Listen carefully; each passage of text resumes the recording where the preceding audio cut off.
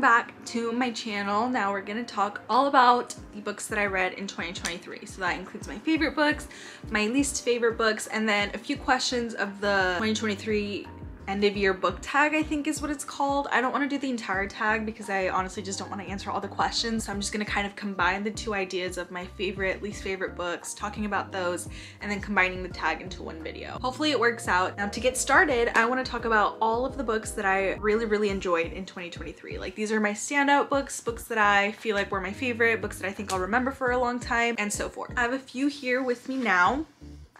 Now, I don't have all of them, of course, like in person here with me. First and foremost, one of the first books that I read this year was When True Loves by Taylor Jenkins Reid.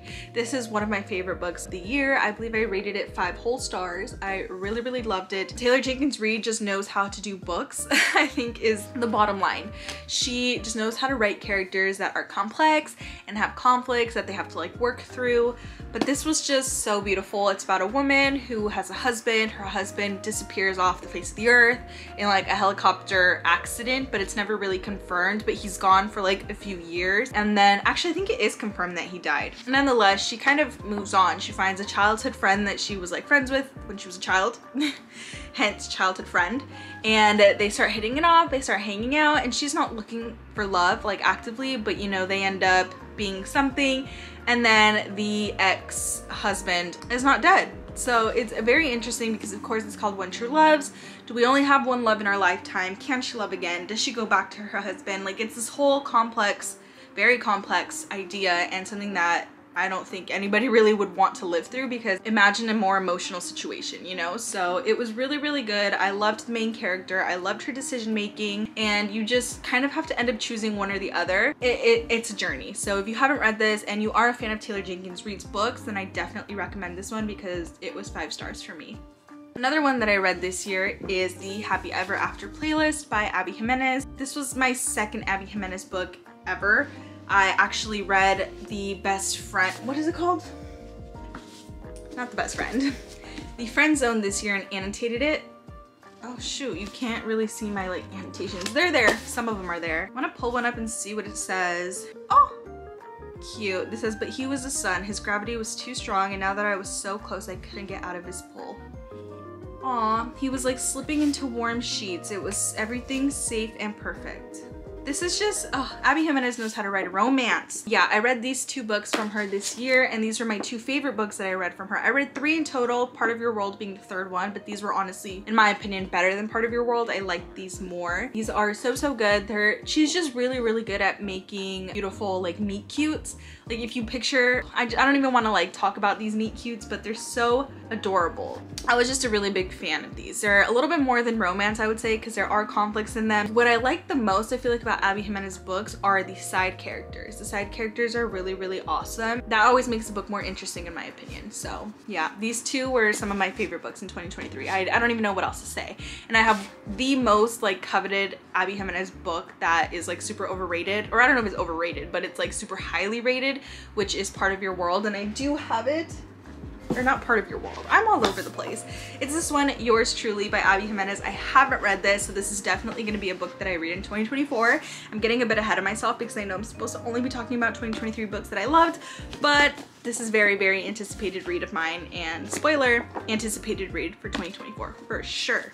Now, if you guys are noticing a pattern, I'm a huge romance reader. So this next one is also a romance, but one that I think, oh, it was so good. It tops my charts. It's Archer's Voice by Mia Sheridan. I've obviously heard everyone talk about this book, especially as a romance reader. You know, you can't really go anywhere without people mentioning Archer's Voice or running into, you know, just seeing the title of this book. Now, this book was beautiful. I feel like what I loved most about it was the love was like gentle and emotional, but also very heartfelt. Like, it just was it just hit different. I don't know what it was. And there was just this one part, if you have read it, the part about like thunderstorms.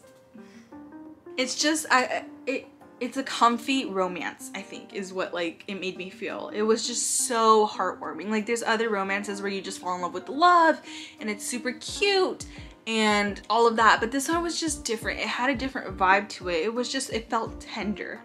That's, I feel like, the best word to describe it. It felt so tender. The 2 main characters, Archer and Bree, are my one true love. Like, they are so cute.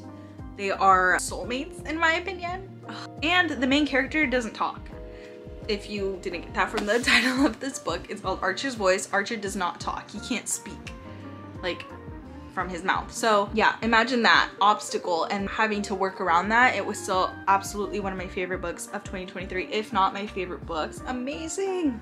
Okay, another romance book, surprise, surprise, Addicted to You by Krista and Becca Ritchie. Now I read this literally like a few weeks ago and I haven't stopped thinking about it. I already read Ricochet, which is the second book in this series. This is like a 10-book series, so I'm slowly but surely gonna get into it. Again, 2024, wink wink, is going to be a year that I read this for sure, because I just already am loving the characters. It's such a found family type of book that I love that. I don't think I've read very many found family books, and this one is perfect. I'm not gonna talk too much about this one because I talked about this in my last video, so if you want like a more detailed review, then go ahead and watch that video, but this was a good one.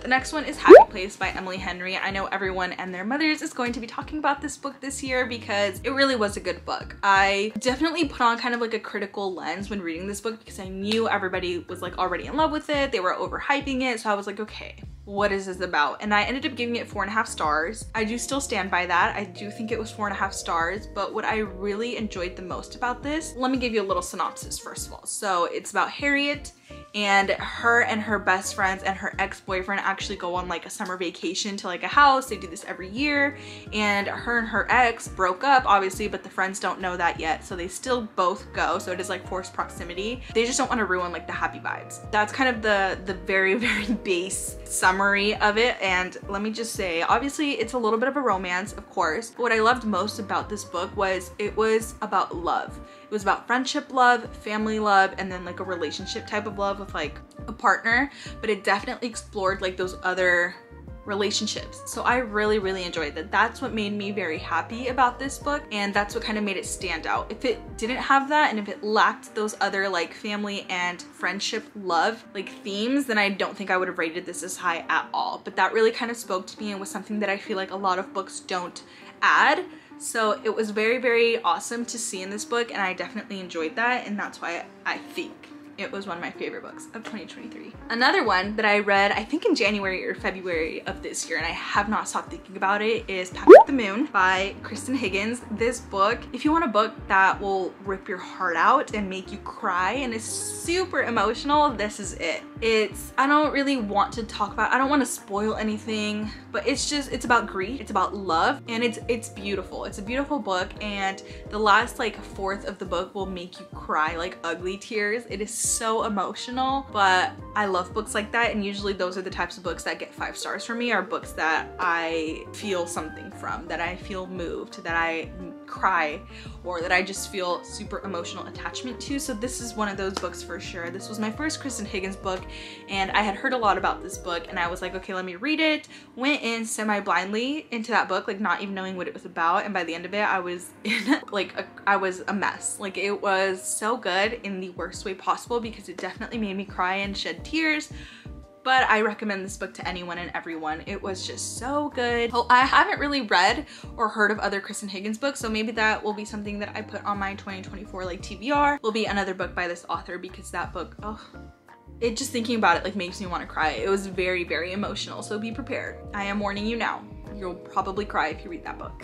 This is my last that I'm gonna say was my favorite book of 2023. Obviously there were a ton of other books this year that I rated highly, like 4.5 stars, but I just don't have all the time in the world to talk about them. This was one of my favorite thrillers of the year. It is going to be Hidden Pictures by Jason Rekulak. I don't know how to say his last name, but you get the picture. This is so interesting. In the book, there's literally like sketches. It's about this nanny who takes care of like a 3 or 4-year-old boy, and she lives in like the ideal cottage. She lives with the family, and she lives like in the back cottage, but some weird stuff starts happening. The little kid starts drawing really weird pictures, and those pictures are actually in the book. So that's really entertaining, and I thought was very like special and different about this book was that you had pictures that had to do directly with the plot. Like instead of having to imagine or picture them, you could literally see them. So that was really cool, and I think was one of the reasons why I initially wanted to read this book, why it like intrigued me at first. But the plot and the content of the book definitely kept me entertained the entire time. You have like a semi-unreliable character or main character slash narrator, because she has a past drug addiction and she's going through it throughout the book. You know, she's like sober, but obviously she has her past and it follows her everywhere she goes. And it was very, very entertaining and intriguing, and I loved this book. I ate it up. It was like kind of like a thicker thriller book, and I remember reading it in like 2 or 3 days because it was just that entertaining. So I definitely recommend this book if you haven't read it or haven't heard of it. Definitely check it out. Okay, now my not so favorite 2023 books. I'm not gonna say I like hated these books or bash on them. It's just they weren't my cup of tea, and that's okay. The first one that I vividly remember is The Proposal by Jasmine Guillory. Now, I actually own this book. It's right here, and I read it because it's a Reese's Book Club pick, and I love Reese's Book Club. I try to read like a lot of those books, and this one was like calling my attention. Initially, it really called my attention because they talk about the Dodgers and like baseball, and it's like a romance, a little rom-com. I'm a huge Dodger fan, huge rom-com girl, so I was like, this is gonna be my cup of tea. Now, I just didn't really like the way she wrote. I feel like some of the things that the characters were saying, I had no idea who was saying what, and it took like an extra part of my brain to try to think about what was going on. It was kind of a little bit hard to follow, and then the content itself wasn't super, what's the word? It wasn't super convincing. I just didn't like fall in love with their relationship or their chemistry really. It just kind of was like, okay, cool, next. So I think I ended up rating this 2.5 stars, which is the lowest rated book that I read this year. That's just me, that is just my opinion. But if you want like an easy rom-com, not super heavy, not super like anything, then this is a great book for you. With that being said, yeah, it was all right. It just didn't like leave a lasting impact on me that I'll remember forever. It was just kind of there. Next one that I actually do own, but I think it's out in my living room and it's just not worth grabbing it, is The Summer I Turned Pretty by Jenny Han. Now, I read the first book in this trilogy this year, this summer, and to be quite honest, I was not a big fan of it. It was really, really short, and even with that like incentive, it took me a while to get through because I just wasn't a huge fan. I think my biggest thing with this book was the main character, Belly. I think her name is Belly. I just didn't like her. Like, she was kind of mean, kind of rude, kind of standoffish. I mean, granted, it is a YA book. She's a young girl.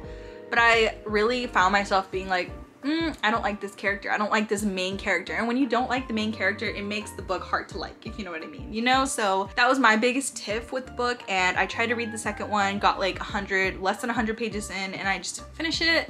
So maybe next summer, we'll see. But I really just wanted to watch the TV show, the TV adaptation. And even then, I think I watched like an episode. I don't know. It could be because it's YA. Not a huge fan of that either. So maybe that's it. It was just super overhyped and like rated. So I was like, okay, let me check it out. But again, was not my cup of tea. Another book, which I feel like is going to be surprising, it was I think my like second book read of this year, was Lessons in Chemistry. I don't know.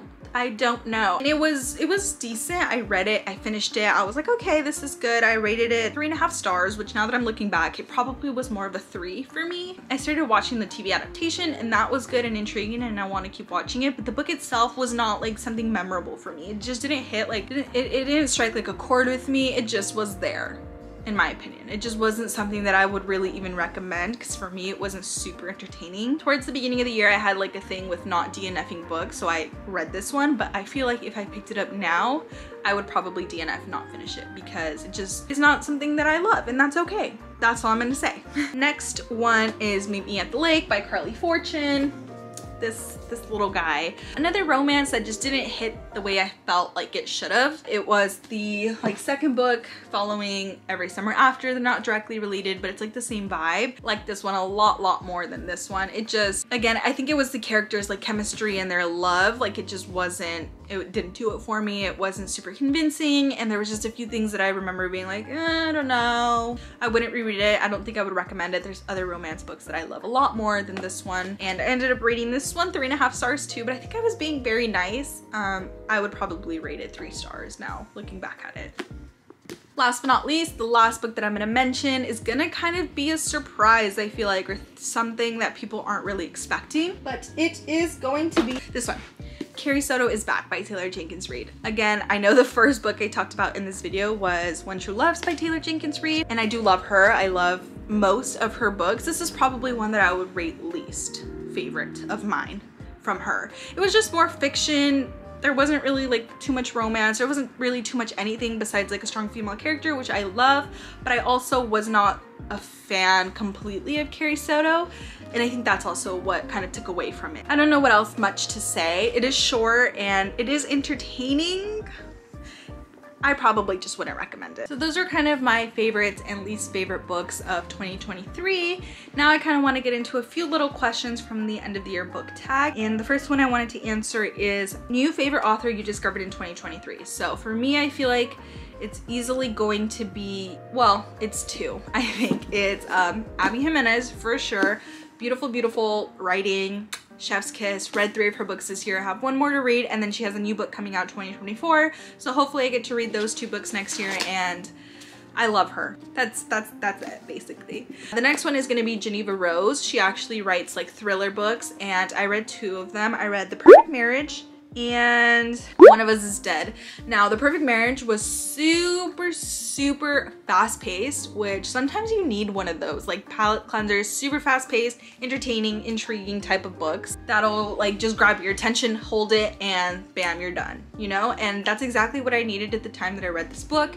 It was just so good. And then One of Us is Dead was very funny, actually. It was like a book about women, like rich, sort of annoying, very dramatic type of women, and they have like their little group.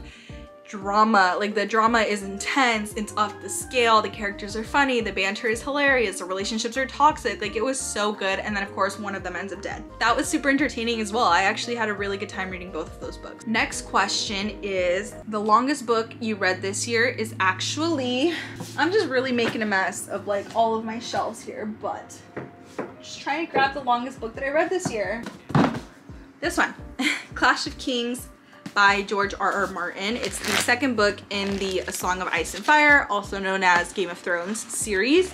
I finished this book earlier this year, but I think I started it last year. I don't really remember. This was pretty freaking long. It's, let me see how many pages. It's, I don't want to tell a lie, so let me look up how long it was. 784 pages was how long this book was, and even if I didn't start it this year, I did start and finish Fire and Blood from Game of Thrones, which was like, I think 760 pages. Yeah, so, you know, finish these 2 books this year. I think I'll start probably the next book in this series, which is, oh, I think it's this one, A Storm of Swords. And this one looks even chunkier, so that's great. We'll see if I start and finish this book. Might not, I don't know, but potential 2024 TBR. And then the shortest book that I read is actually Friends, Lovers, and the Big Terrible Thing, which is Matthew Perry's memoir. First of all, RIP. Second of all, it didn't seem that short when I picked it up, but I guess it was the shortest one that I read, so there it is. But I also just want to say a quick thing about memoirs.